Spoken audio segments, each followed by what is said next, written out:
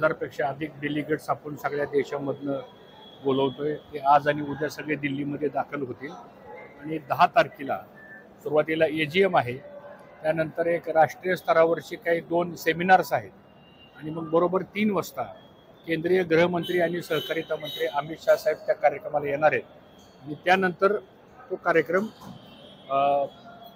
साधारणतः बक्षीस वितरण समारंभ आणि मग साखर उद्योगासमोरचे प्रश्न आणि काही धोरणात्मक काही बाबी या सगळ्या विषयावरती चर्चा होईल आणि सगळ्या देशातल्या प्रमुख साखर उद्योगामध्ये लोकांना आम्ही बोलवले. एक सगळ्यात घेतलेले आहेत त्याच्यामध्ये बायो एनर्जी आणि केन हार्वेस्टिंग, कारण कमीत कमी क्षेत्रामध्ये कमीत कमी खर्चामध्ये आणि कमीत कमी पाण्यामध्ये उत्पादकता कशी वाढवता येईल, आपल्याला टनेज कसं वाढवता येईल, रिकव्हरी कशी वाढवता येईल आणि चांगल्या हाय यील्डिंग व्हरायटीज आपल्याला कशा पुढे प्रस्थापित करता येतील याच्यावर एक भर आम्ही देतोय. आणि दुसरी गोष्ट म्हणजे शुगर इंडस्ट्रीची जी पॉलिसी आहे त्या पॉलिसीमध्ये काय बदल करावे लागतील आणि काय आमच्या प्रमुख 5 मागण्या आहेत. एक MSP 5 वर्ष वाढवली नाही, ती 42 रुपये करावी.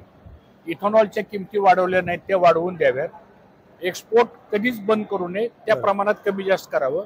6 डिसेंबरला इथेनॉलवर जो बॅन आणलेला आहे तो बॅन उठवावा आणि इथून पुढच्या काळामध्ये एक 10 वर्षाचं साखर उद्योगाचं एक धोरण असावं. अशा काही प्रमुख मागण्या आणि काही प्रमुख प्रस्ताव आम्ही तयार केलेले आहेत.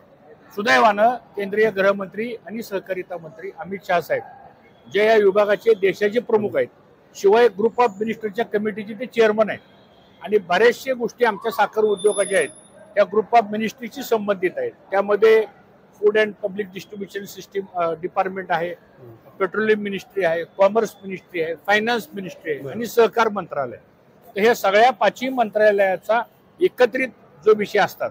नाही तर बरेच वेळा आमचं काम एका डिपार्टमेंटमध्ये जात एक वर्ष ती फाईल फिरत राहते. तर हे निर्णय ताबडतोब व्हावेत आणि आमचा एकच उद्देश आहे की शेतकऱ्यांच्या ऊसाला अजून जादा भाव आम्हाला कसा देता येईल, हा त्याच्या पाठीमागचा उद्देश आहे. खरं तर विषय चांगली संधी आहे आणि सहकारातल्या साखर कारखानदारीचा सगळ्यात मोठा प्रॉब्लेम आहे तो म्हणजे आर्थिक उपलब्धतेचा. सुदैवानं NCDC ची संस्था आहे, तिथं पण मी डायरेक्टर आहे आणि साधारणतः 50,000 कोटीचा कॉर्पस त्या NCDC मध्ये आता तयार झालेला आहे.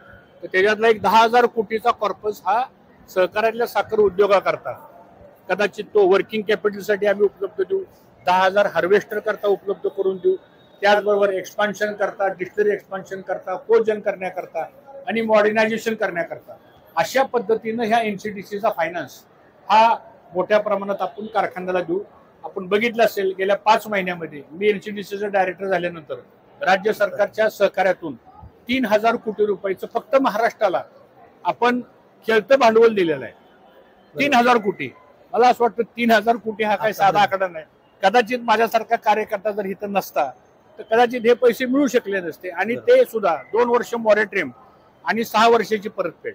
म्हणजे आपल्याला सुद्धा जादा व्याजानं कर्ज घेऊन कारखानदारी अडचणीत आणण्यापेक्षा कमी व्याजाचं आणि खेळतं भांडवल, कारखान्यांचा प्रॉब्लेम हा वर्किंग कॅपिटलमध्ये आहे, विशेषतः सहकारामध्ये. तर ह्या गोष्टी आता हळूहळू मार्गस्थ लागायला लागल्या आहेत. मला विश्वास आहे की केंद्र सरकारच्या साह्यानं आपण हा साखर उद्योग शेतकऱ्यांच्या दृष्टीने अधिक